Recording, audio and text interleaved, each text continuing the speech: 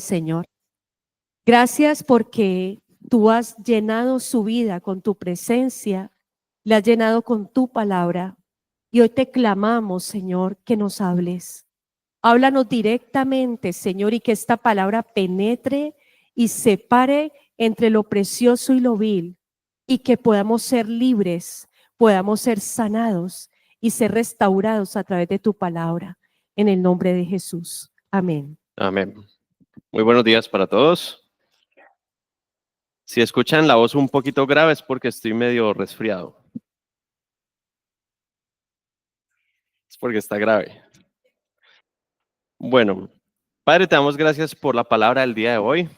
Te pido que seas tú hablando a nuestro espíritu, sujetando nuestra mente, nuestra alma y nuestro corazón a tu voluntad, Señor.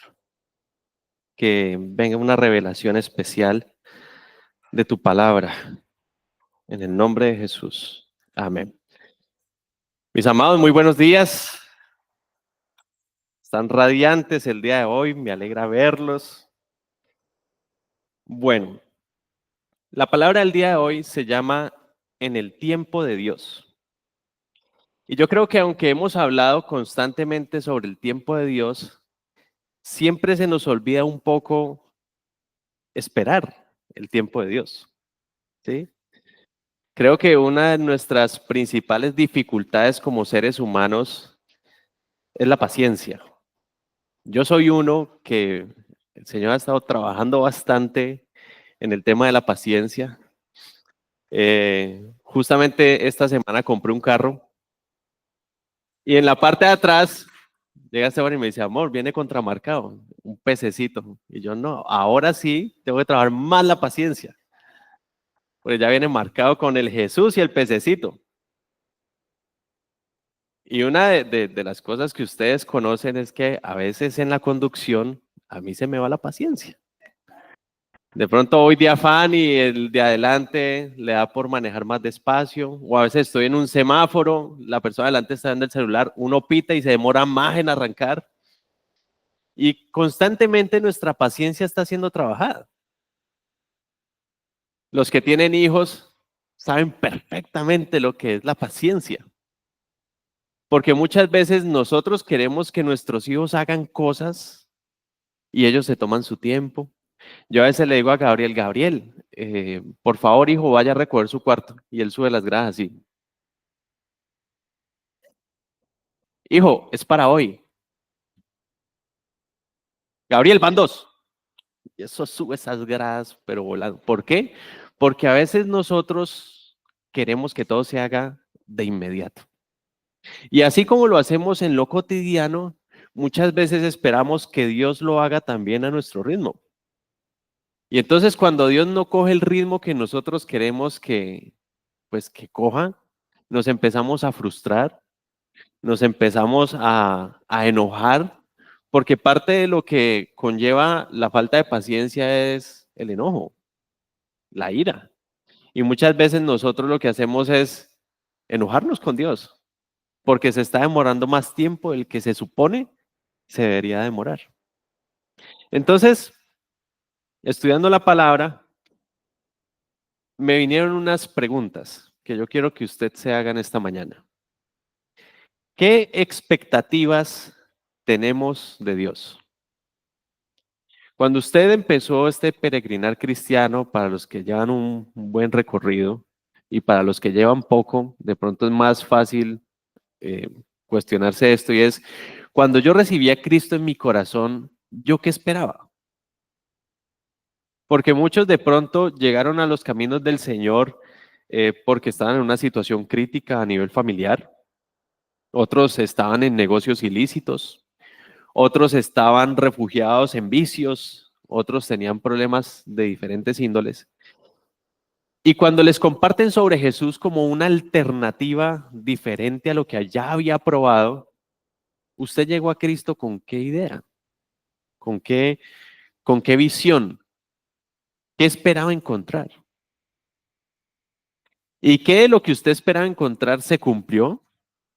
¿Y qué de lo que usted espera encontrar no se cumplió? Segundo, ¿Cuán grande creemos que es el poder de Dios? Entonces aquí, esta sí quiero que me la respondan. ¿Cuán grande usted cree que es el poder de Dios? Perdón, Felipe. Impresionante. Abrió su boca y creó el mundo. A ver, ¿quién da más? La mano, eso, Leandro. Infinito. Francedi. Inimaginable. Auri. Todopoderoso. Alidia. Grandioso. Luz. Poderoso también. Se le adelantaron. Todo inagotable, Juan Camilo. Inmarcesible. Inexplicable. Inescrutable. Listo. Entonces ya empezamos a meterle un léxico más profundo. A ver, defíname inmarcesible para los oyentes. No, mentira, déjelo así. Inescrutable. No se puede explicar. Entonces, cuando nosotros escuchamos esas definiciones de Dios que suenan tan maravillosas y tan impresionantes, ¿por qué cuando tenemos una situación nos volvemos agua? Miren que es una realidad, o sea, nosotros tenemos la teoría, ¿sí? De hecho, decimos, este es el Dios que yo creo, pero cuando viene una situación, se nos olvida quién es Dios, se nos olvida su poder, se nos olvida la grandeza, se nos olvida absolutamente todas las características de lo que es Dios. ¿Por qué? Entonces, vamos a adelantar. Listo. Siguiente pregunta. ¿Cuál crees tú que sería la demostración más grande que Dios podría hacer para demostrar que es Dios? Voy a repetirla. ¿Cuál cree usted, vaya pensando, cuál creo que sería la demostración más grande que Dios podría hacer? O sea, que yo diga, "Ah, si Dios hace esto, mejor dicho, vulgarmente, me le quito el sombrero, es Dios". ¿Listo? A ver, Martica, ¿está que habla? Leandro, la muerte en la cruz, listo. Vamos a, pero así que usted diga en este momento, o sea, si estamos en un proceso de duda, que decimos como que no, pues yo sí sé que Él es Dios, pero como que hace rato no me habla, no lo siento. Auri, que cambie el corazón de mi familia y se sometan a Cristo. Como por ejemplo, para ti que es imposible. Sí, pero claro, le- resucitar un muerto. Uy, no, pero es que ese todavía está vivo. Bueno, es un testimonio. Es que qué pena, yo lo interpreté mal.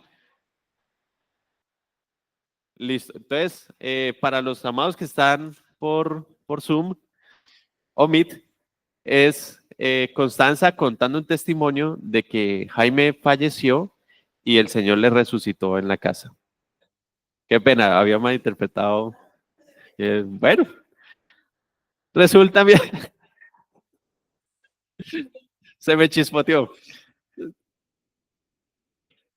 Miren, vamos a reír un ratico. Gracias, mi Constancita. Dios es un Dios tan sobrenatural que a veces no logramos entender porque vivimos muy en lo natural. Voy a repetirlo. Dios es un Dios tan sobrenatural que como nosotros vivimos tanto en lo natural, no lo podemos entender. La palabra en Juan capítulo 3 me habla de la charla con Nicodemo. Y cuando vemos a Nicodemo, él le dice, lo que es nacido de la carne, carne es. Cuando él le dice que yo no puedo volver a nacer de mi mamá ya siendo viejo. Y Jesús le dice, lo que es nacido del Espíritu, Espíritu es. Lo que es del Espíritu se debe entender en el Espíritu. Por eso cuando yo empiezo a ver la magnificencia y la magnitud de quién es Dios, eso solo lo puedo entender en el Espíritu. Por eso cuando vienen situaciones adversas, si yo las recibo en la carne, las voy a interpretar en la carne. Pero si yo recibo las cosas que me pasan a mi alrededor en lo espiritual, voy a poder entender lo espiritual de la situación. Por eso, cuando Pablo decía, nuestra lucha no es contra carne y sangre, sino contra principados y potestades, es lo que le está diciendo a la iglesia, es, iglesia, entienda, lo que usted vive en su carne realmente se vive en el espíritu. Y si usted no empieza a vivir en una dimensión del espíritu, va a seguir dando las mismas vueltas en la carne. Por ejemplo, nosotros estamos viendo al pueblo de Israel. Hace mucho tiempo prediqué al respecto y hacía la pregunta, pues una pregunta básica y es, ¿cuándo fueron los espías a ver la tierra prometida? ¿Ustedes han hecho esa ¿Conocen el texto? ¿Sí? ¿Cuándo fueron? Mónica, ¿cuándo iban a llegar a la tierra prometida?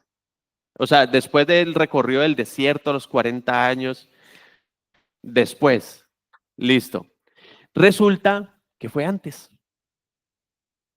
Enviaron los dos espías, ellos vieron la tierra de lejos, mandaron a los dos espías y cuando vinieron, dieron el reporte, iban a linchar a Josué y a Caleb porque ellos decían que la tierra era buena y los otros decían, no, esto es como, nos ven como hormigas, nos van a matar. Los iban a linchar porque eran los únicos que decían, no, sí podemos. Después de ese suceso, 40 años dando vueltas. Y a mí me llamó mucho la atención eso, porque yo decía, Señor, ahí sí te demoraste un montón.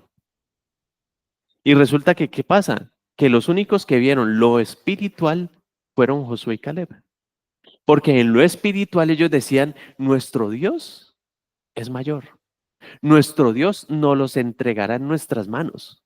Pero el resto del pueblo dijo, no podemos, porque en lo natural somos como hormigas, nos ven como un bocado de pan. Entonces, si nosotros entendemos nuestras situaciones en lo natural, nos van a ver como hormigas, como un bocado de pan. Misma situación con David y Goliat. El único que veía lo espiritual es David. Él llegó y dijo, ¿quién es este incircunciso que reta a los escuadrones de quién? Él no estaba hablando de Israel. Él en ningún momento dijo, ¿quién está provocando al ejército de Israel si nosotros somos más que ellos? Nunca en ningún momento de la palabra usted lee eso. Lo que usted lee perfectamente es que David dice una identificación con Dios. Este es el ejército, no de Saúl, de Dios. Y por esa razón él veía a Goliat como pan y no al revés. Goliat vio a David en lo natural. Me mandan a este niño. Yo soy hombre de guerra desde mi juventud y este es un monito, chiquito, bonito, en lo natural. Pero en lo espiritual había algo diferente. En lo espiritual ya estaba vencido. El problema, mis amados, vuelve y juega, radica en cómo estás viendo tus problemas. ¿Entiende? Vamos a hacer un ejemplo que mientras preparaba la prédica me vino en mi espíritu. Estamos en el mes de la mujer. Feliz día, mujeres. Y yo quiero hacerles una pregunta. Este es un ramo de claveles, claveles que por lo visto, no sé si esta es la forma original o si los tinturaron. Pueden ser originales. Y vamos a hacer un ejercicio. A ver, vamos a coger estos cuatro. ¿Listo? Todos los ven, ¿cierto? Voy a intentar pararlos lo mejor posible. Estas flores las compramos en el supermercado. ¿Son iguales? Quiere decir que tienen una genética que las hace de una misma especie de flores, pero si usted los empieza a detallar, usted empieza a ver que son diferentes. Puede que tenga más pétalos que esta, y todas las cuatro son diferentes entre las cuatro. O sea, si usted empieza a buscarle una forma de que sean completamente iguales, no lo va a hallar. Entonces, a mí me llama la atención de esto y ¿huelen igual? A ver, pásenlas. Y, y, y cada mujer se va quedando con una de ellas. Las que alcancen, perdón que no traje más. Si la magnitud y la soberanía de Dios es tan impresionante para hacer diferente una flor, para ser diferente y de la misma especie, porque es que estamos hablando de que todas son claveles, pero todas son diferentes. ¿Cuánto más nosotros? Si Dios se tomó el trabajo, escúcheme bien, si Dios se tomó el trabajo de detallar cada punto de esa flor para que los colores y los visos fueran diferentes en la una y en la otra, las hojas fueran diferentes la una de la otra, aún la altura, ¿cuánto más usted como ser humano? Y eso que todavía no estoy hablando de como hijo de Dios, como ser humano. ¿Por qué entonces, amados, nos cuesta tanto creer en Dios? Si Dios se toma el trabajo por cada flor, ¿cuánto más por ti? Vamos a empezar entonces a conocer un poquito a Dios, porque a veces parte de que no entendemos su magnificencia es porque no lo conocemos. Vamos al libro de Éxodo, capítulo 19,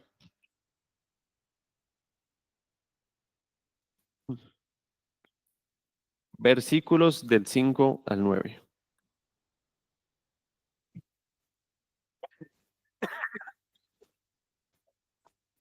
Éxodo 19, versos del 5 al 9. 19, 5 al 9.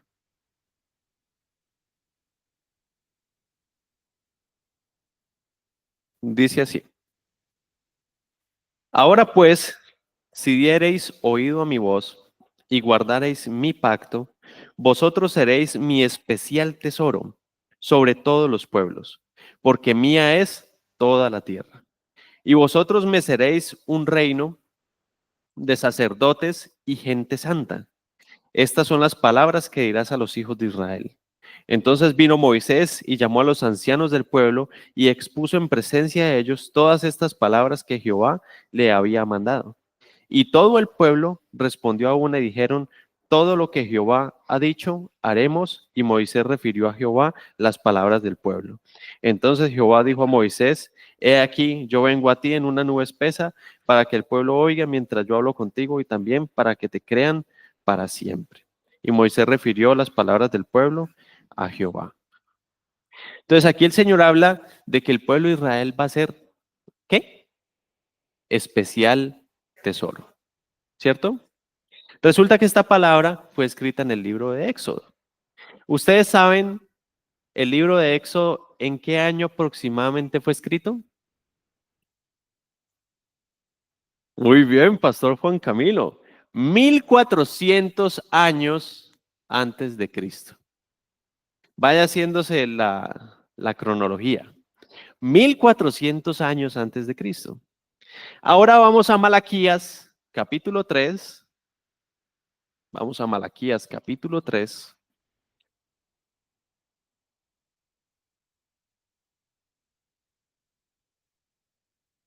Se está casi al final del Antiguo Testamento. Malaquías capítulo 3, versículo 17. Dice así. ¿Ya todos están allí? Malaquías capítulo 3, versículo 17. Está al final del Antiguo Testamento. Malaquías 3, 17. Dice, y serán para mí, ¿cómo? Ha dicho Jehová de los ejércitos, en el día en que yo actúe y los perdonaré como el hombre que perdona a su hijo que le sirve. Entonces os volveréis y diferenciaréis y discerniréis la diferencia entre lo justo y el malo, entre el que sirve a Dios y el que no le sirve. ¿Saben cuándo se escribió Malaquías? ¿Pastor Juan Camilo? Ah, lo corché. En el año aproximadamente 435 antes de Cristo. Más o menos cuando fue gobernador Nehemías. Un milenio de diferencia. ¿Usted logra entender la cifra? Un milenio de diferencia y el Señor repite la misma promesa. Ustedes serán especial tesoro. Un milenio. ¿Cuántas generaciones puede haber en un milenio? Y aún así, su palabra no cayó en tierra. Entonces, mis amados, después de un milenio y después de que escribe este especial tesoro y da una promesa para discernir sobre el bueno y el malo, 400 años después viene Cristo y viene a cumplir esa palabra. Porque, ¿saben? Cristo no vino ni a Babilonia, ni vino a Roma, que era el imperio de la época, ni vino en el imperio griego, vino en el momento exacto, en las generaciones exactas, en el momento preciso. Si ustedes ven, creo que está en Mateo, recuerdo, creo que era capítulo 2. Ah, bueno, eso lo vamos a ver ahora. Me adelanté, qué pena, qué pena. Vamos a Gálatas capítulo 4, versículo 4, para adentrarnos ya en forma.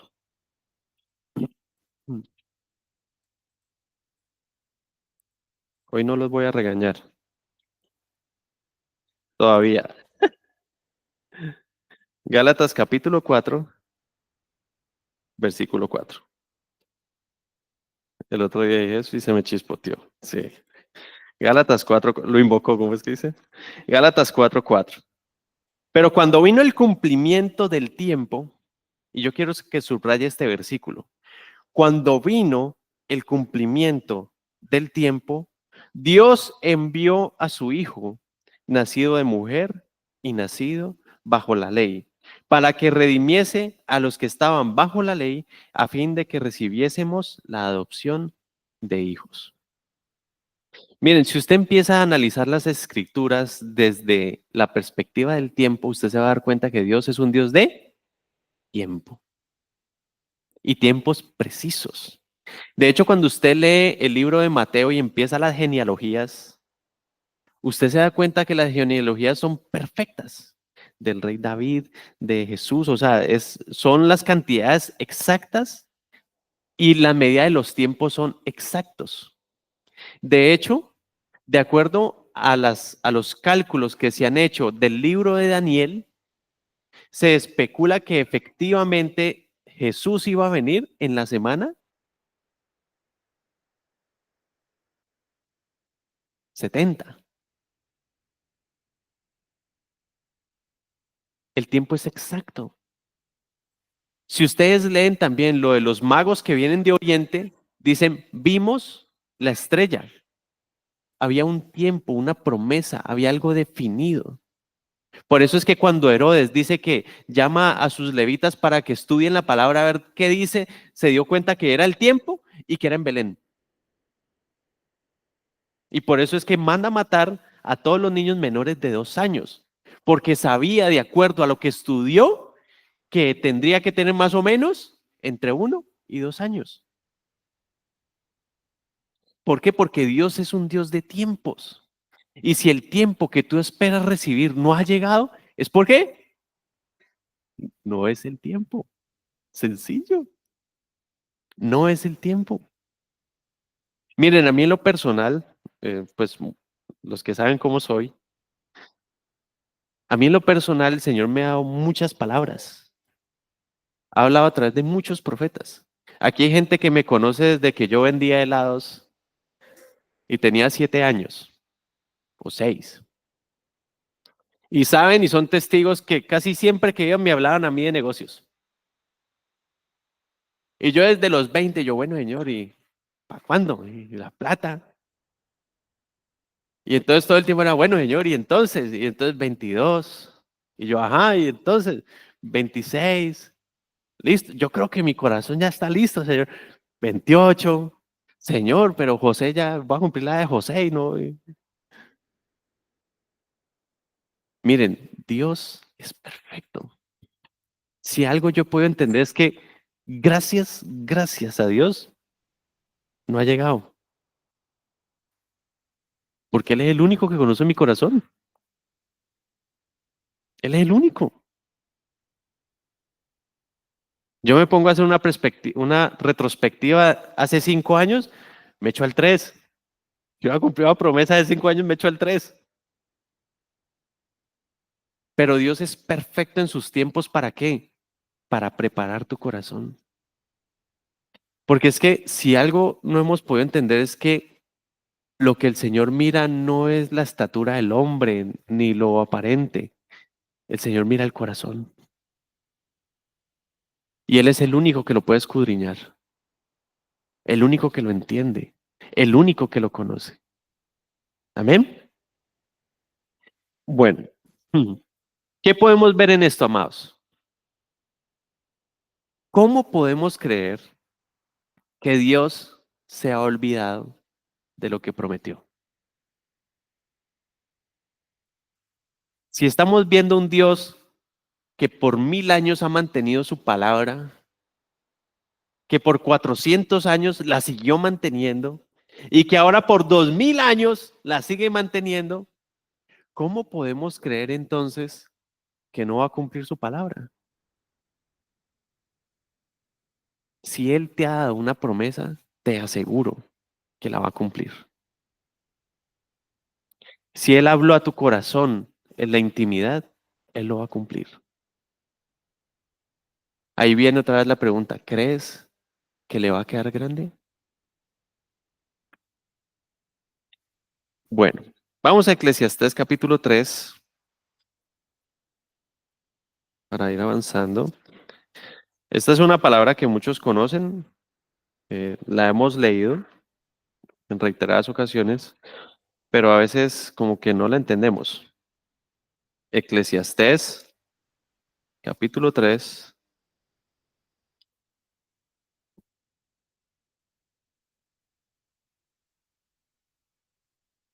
después de Proverbios. Eclesiastés capítulo 3, versículos del 1 al 10. Dice así, todo tiene su tiempo y todo lo que se quiere debajo del cielo tiene su hora. Tiempo de nacer y tiempo de morir. Tiempo de plantar y tiempo de arrancar lo plantado. Tiempo de matar y tiempo de curar. Tiempo de destruir y tiempo de edificar. Tiempo de llorar y tiempo de reír. Tiempo de endechar y tiempo de bailar. Tiempo de esparcir piedras y tiempo de juntar piedras. Tiempo de abrazar y tiempo de abstenerse de abrazar. Tiempo de buscar y tiempo de perder.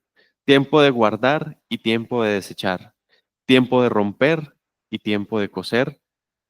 Tiempo de callar y tiempo de hablar. Tiempo de amar y tiempo de aborrecer. Tiempo de guerra y tiempo de paz. Y después de entender Salomón todos estos tiempos, se hace la siguiente pregunta. ¿Qué provecho tiene el que trabaja de aquello en que se afana? Yo he visto el trabajo de Dios, yo he visto el trabajo que Dios ha dado a los hijos de los hombres para que se ocupen en él. ¿Quién da el trabajo? Dios. Todo lo hizo hermoso en su tiempo y ha puesto eternidad en el corazón de ellos, sin que alcance el hombre a entender la obra que ha hecho Dios desde el principio hasta el fin. Y cuando yo leo esto, yo digo, Señor, nosotros tan bobitos, porque es que no hemos podido entender tu tiempo. Yo soy partidario, y esto es algo muy personal, es una eh, creencia personal, de que yo estoy en el tiempo de Dios, de Dios. Me siento predestinado, ¿sí? ¿Por qué me siento predestinado? Porque es que, pues si yo le quito esa característica a Dios de que Él no tiene el control de mi vida, sino que yo decido lo que va a pasar de mí, pues estoy diciendo, Dios, tú no eres tan Dios porque pues yo decido. Pero lo cierto es que yo siento que Dios trazó mi rumbo, trazó para que conociera a Stephanie a los 16 años, trazó el rumbo para que a los 22 me casara, trazó el rumbo para que a los 24 naciera mi primer hijo y trazó el rumbo para que este año cumpliéramos 10 años de matrimonio. Y yo me hago esa pregunta y yo digo, ¿cómo puedo decir que Dios no tiene el control de mi vida? Así que si lo que usted está viviendo en este momento no lo logra entender, yo quiero decirle algo importante. Usted está en el tiempo de Dios. No se ha salido no se le salió de las manos, no se le salió del control. Está en el tiempo perfecto de Dios. Y tal vez la situación que usted está viviendo no tiene comprensión carnal. Porque es que en lo carnal no puedo entender lo que Dios está haciendo. Pero en lo espiritual yo puedo entender, ay Señor, gracias, porque me estás tratando la paciencia. Gracias, porque me estás tratando el amor. Gracias, porque me estás tratando el respeto. Gracias, porque me estás sanando el corazón. Y saben, muchas veces el Señor permite situaciones para que se revuelque tu vida y tú digas, Señor, basta, suéltame, coge otro guerrero. ¿No les ha pasado? Señor, ya, soltame. Pero saben, Él no te va a soltar hasta que no termine su tiempo. ¿Cuál es el problema? Mientras tú sigas viendo tu situación en lo carnal, en la carne, en este plano, te vas a demorar. Pero cuando lo entiendas en lo espiritual, pasa rápido. ¿Cuánto se demoró el tiempo en tumbar el pueblo de Israel en tumbar la primera muralla de Jericó, que era la más impresionante? 7 días. Ya 40 años dando vueltas en el desierto. Y esta vez solo dio 7 vueltas. Entonces, si usted compara 40 años a 7 días, ¿es poquito? Pues eso no es nada. ¿Por qué? Porque si usted no lo entiende en lo espiritual, va a seguir en el mismo bucle. Repita y repita y repita. Dice, Señor, ¿hasta cuándo? Mírame. Y no pasa.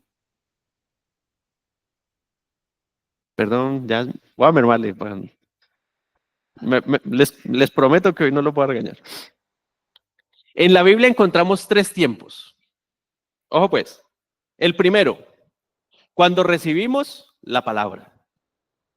Dios nos habla en Hebreos capítulo 1, versículo 1, sobre que Él nos habló en otro tiempo por los profetas, ¿sí? Y ahora por el Hijo. Quiere decir que a través de la palabra yo encuentro un primer acercamiento. Dios me habla a través de la Biblia. Dios me habla a través de personas. Yo recuerdo una vez cuando yo me iba a casar, pues yo me casé de 22 años y yo tenía un muy buen amigo, estábamos haciendo un trabajo en la universidad y nos fuimos a la panadería de aquí de la vuelta. Y entonces yo le decía, parce, tengo un miedo de casarme, ¿no? Porque es que, ¿con qué voy a responder? Tengo trabajo, pero no sé cómo va a ser la cosa, la vida matrimonial. Y él era un año mayor que yo, pero él ya llevaba casado y la esposa de él era mayor que él. Y llega y me mira y me dice, Josué, si yo soy malo y no tengo a Dios en mi corazón y me he ido bien, ¿cómo te va a ir mal a vos? Y saben, yo no lo vi a él, yo vi al Señor hablándome a través de esa persona. Y no era cristiano. ¿Qué puedo entender yo, mis amados? Hay una palabra dada por Dios. El problema es que no la queremos esperar o no le creemos. Porque si tú lees la Biblia tiene palabras hermosas. Hay una que dice que el que de pronto esté en un proceso de necesidad, péguenla en su corazón. No hay justo desamparado ni su descendencia que mendigue pan. ¿Dónde está? En la Biblia. No es un mantra, está en la Biblia. Y si está en la Biblia y la Biblia es verdad, ¿qué tengo que hacer? Creer. Señor, tu palabra dice que yo no voy a aguantar hambre, ni mi descendencia. Entonces lo creo. ¿Por qué? Porque está en la Biblia. Solo por eso. Porque Dios no miente. ¿Qué dice también la palabra? Tu palabra es verdad. ¿Es verdad? Amén. Segundo, tenemos entonces el primer acercamiento, cuando recibimos la palabra. El segundo, el tiempo de espera de la palabra. Eso está en Isaías capítulo 7, ya adelantico, Isaías capítulo 7,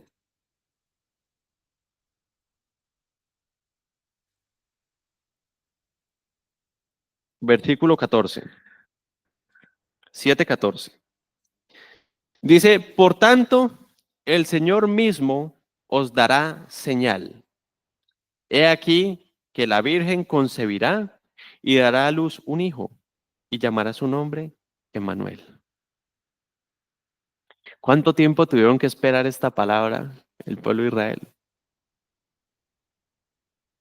¿Se cumplió? ¿El Señor cumplió? Cumplió. Y luego el cumplimiento de la palabra. Mateo capítulo 1, Mateo capítulo 1, versículo 23. Mateo 1:23. Dice, desde el 22. Todo esto aconteció para que se cumpliese lo dicho por el Señor por medio del profeta cuando dijo, he aquí una virgen concebirá y dará a luz un hijo y llamará su nombre Emmanuel, que traducido es Dios con nosotros. Y despertando José del sueño, hizo como el ángel del Señor le había mandado y recibió a su mujer. Así que la misma palabra me está mostrando que Dios cumplió, pero tiene un tiempo. Tiempo para dar la palabra, tiempo para esperar la palabra y tiempo para ver el cumplimiento de la palabra.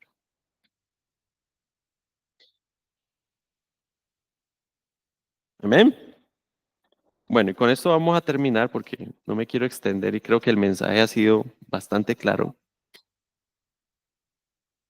Vamos a Juan capítulo 9. Acuérdense que como pastor de que va a acabar, faltan 20.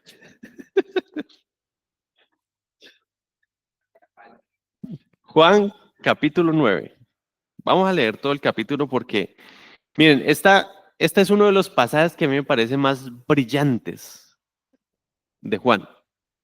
Todos me encantan, pero es que aquí hay algo especial, o sea, este capítulo tiene unas características que lo hacen muy único. ¿Listo?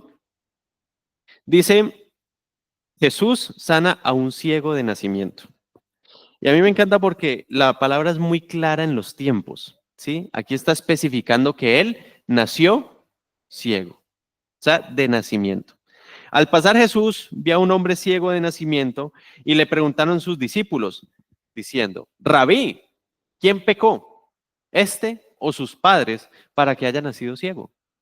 Resulta que había una creencia en esta época que si un hijo salía con una malformación era porque los padres estaban en pecado.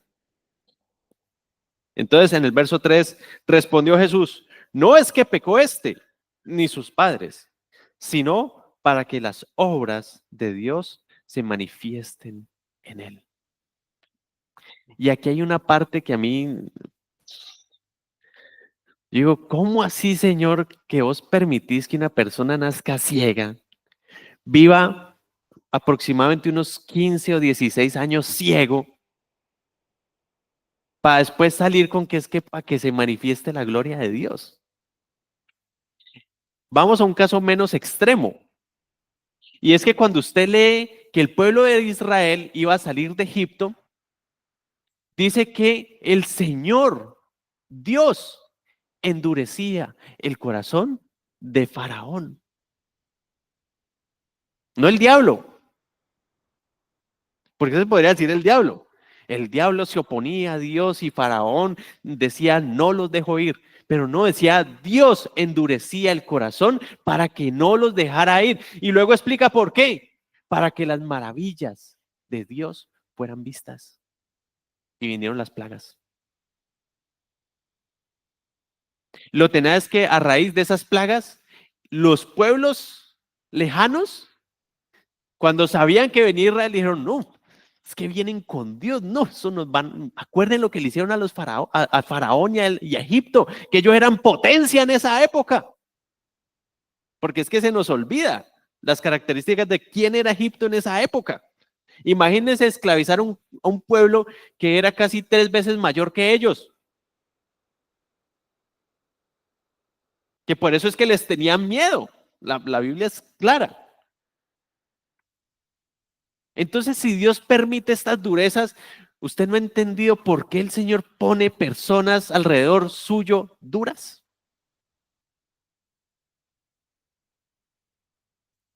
Para ver la gloria de Dios. Y a veces no entendemos. Y nos enfocamos en la persona, en lo carnal. Y Dios te está hoy revelando un secreto espectacular. Es espiritual. Señor, me pusiste a este que me talla. ¿Qué me quieres enseñar, Señor? Háblame, papá.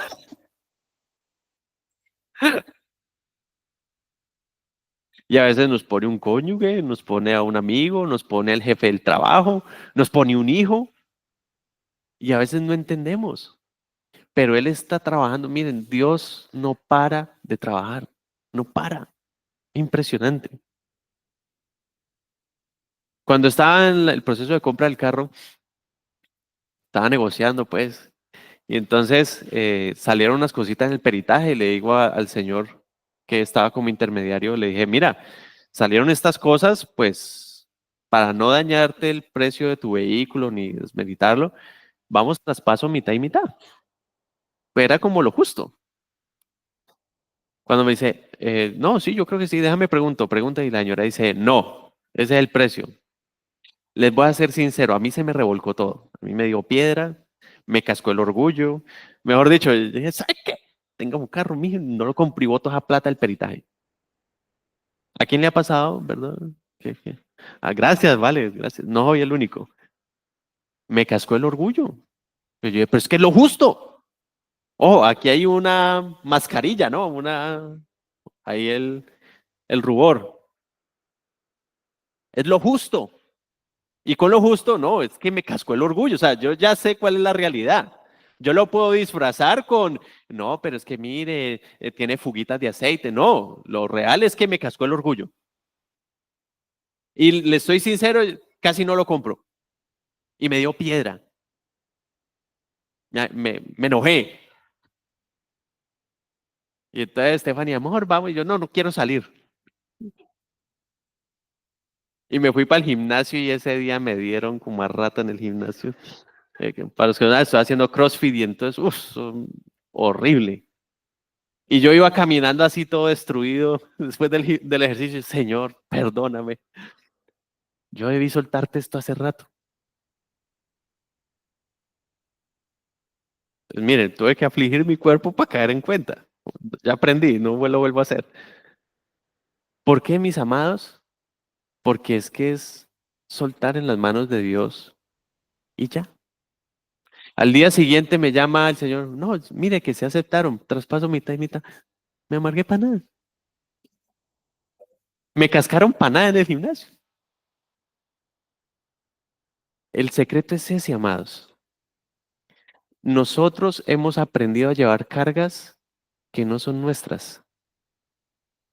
Por eso cuando Jesús vino, les dice, entréguenme en sus cargas. Lleven la mía, yo me llevo la de ustedes. Pero nosotros nos obstinamos y nos empecinamos en decir, no, yo la llevo. Y es mi decisión. Y nos rebelamos contra ese Dios de amor que nos está diciendo, pero yo te la puedo llevar. No, no, no, yo la llevo.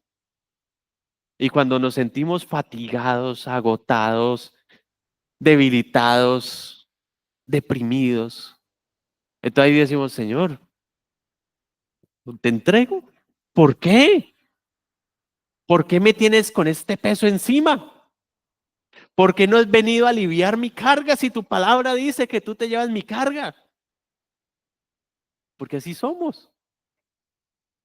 Pero el secreto está en decirle, Señor, no puedo. Yo soy administrador, yo le he contado, pero para los que no han escuchado, cuando empezó pandemia, mi esposa y yo tenemos una repostería. Y cuando empezó pandemia nos empezaron a cancelar todos los pedidos.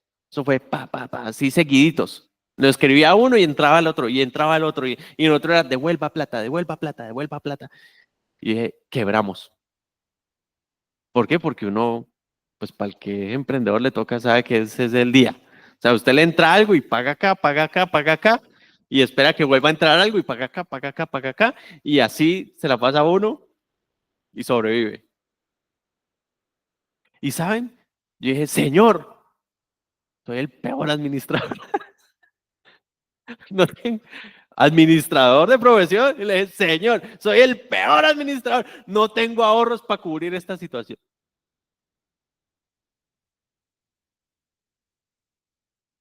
Y entonces ya empecé en mi humanidad a decir, bueno, ¿qué hacemos? Listo, hay que empezar.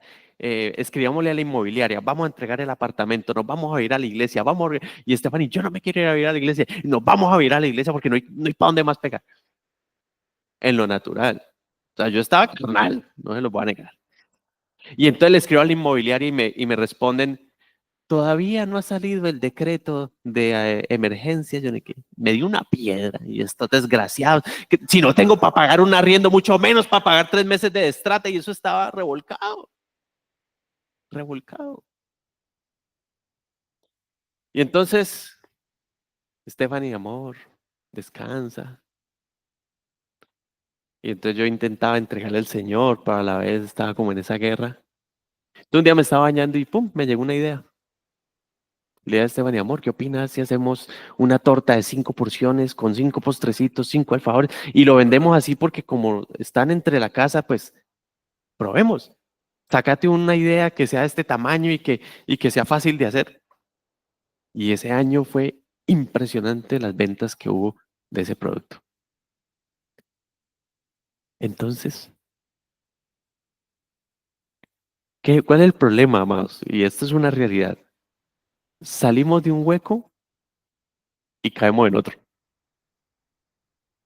Y salimos de ese otro hueco y nos tiramos a otro.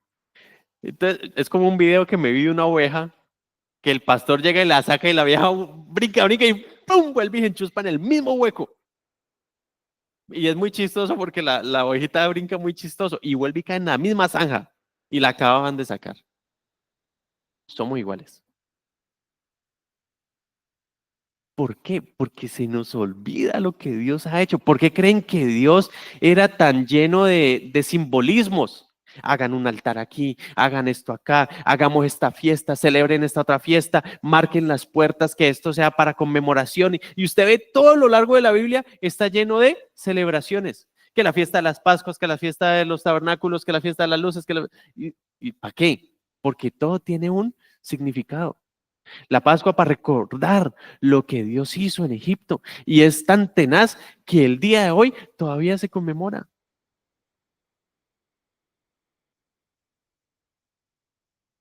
Y estamos hablando de que Éxodo fue en el año 1400 antes de Cristo. Estamos hablando de una celebración de 3000 años y más.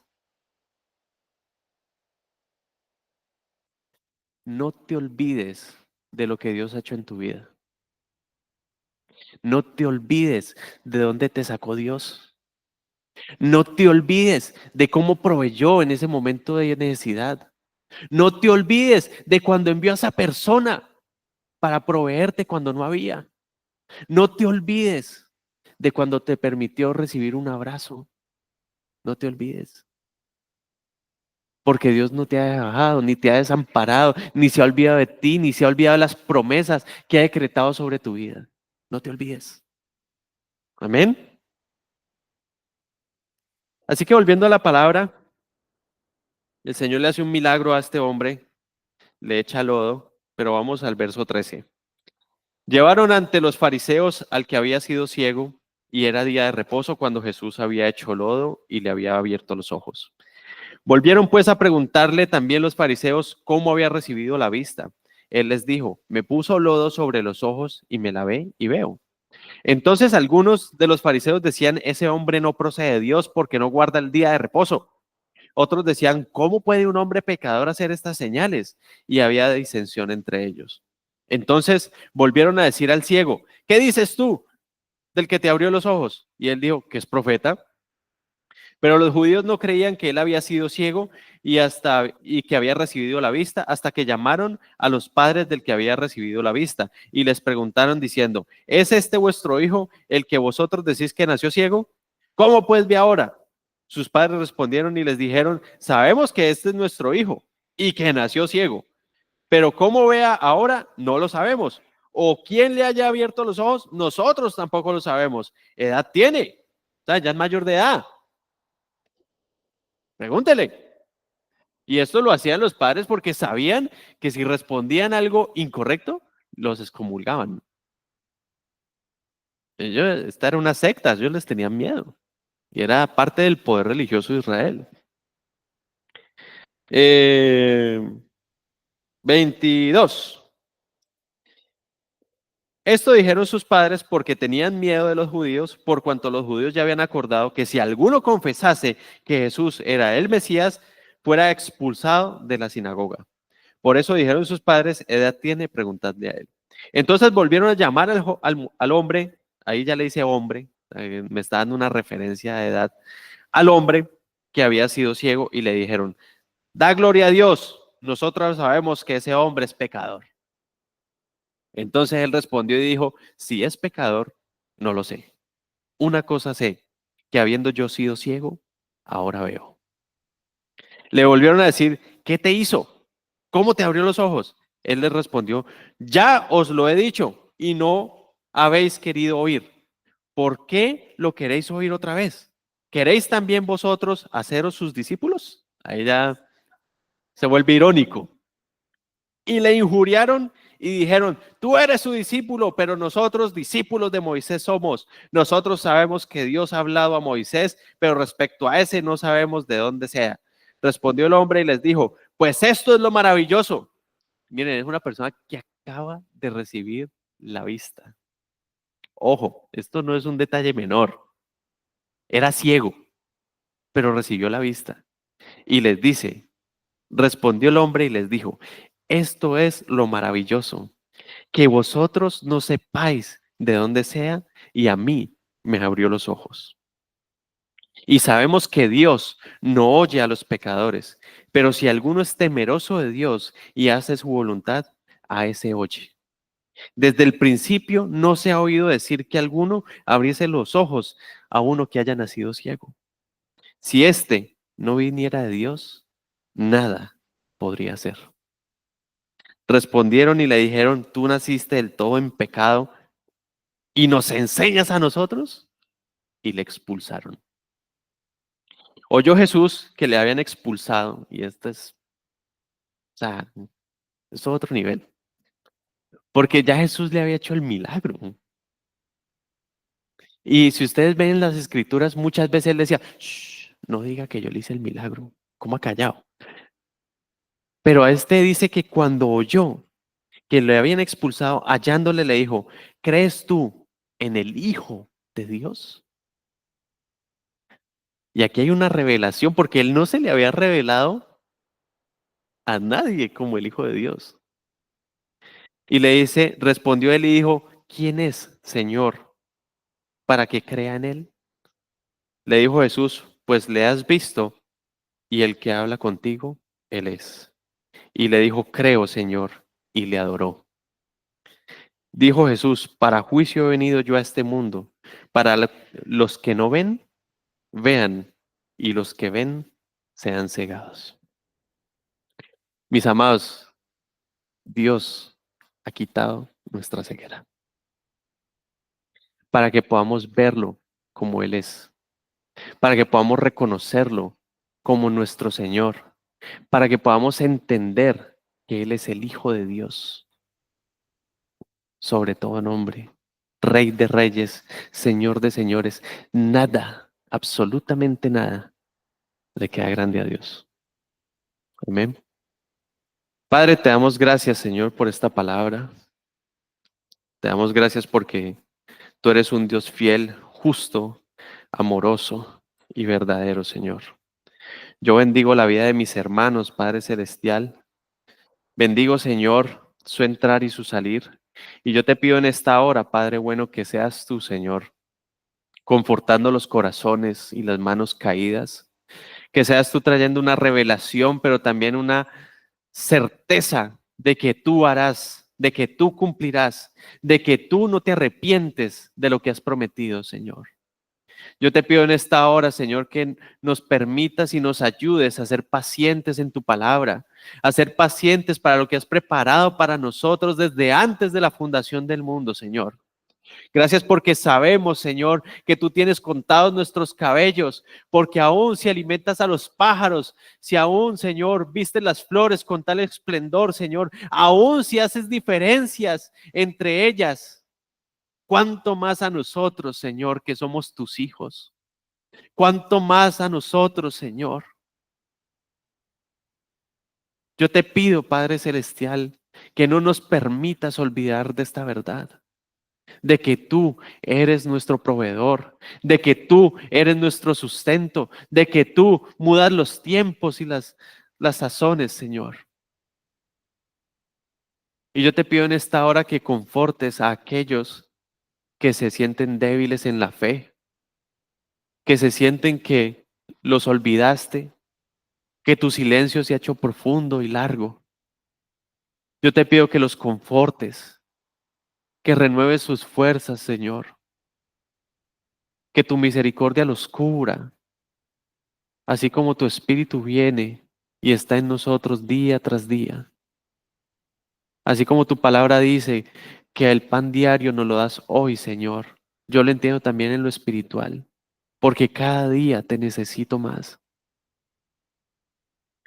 Yo te entrego, Señor, esta palabra y te pido que se haga vida en sus corazones y que dé fruto, Señor, al 100 por uno. En el nombre de Jesús. Amén.